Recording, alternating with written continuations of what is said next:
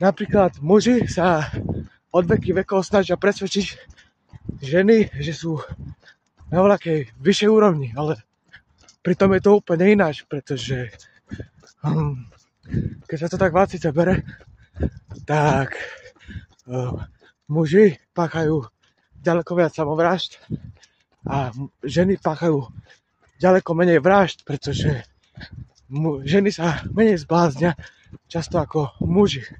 Preto sa rodí v pomere 115 chlapcov na 100 dievčat, pretože kým sa dostanú k tej svadbe, tak proste tých 15 chlapcov už je mŕtvych a je to vyrovnané, že 100 žien na 100 mužov.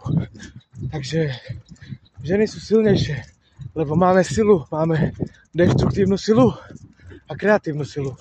Deštruktívna sila, to je tá mužská, sú vojny, zbranie, pičovinky, agresivita, ale tá kreatívna sila, to je tá ženská, že proste vedia nosiť dieťa, 9 mesiacov,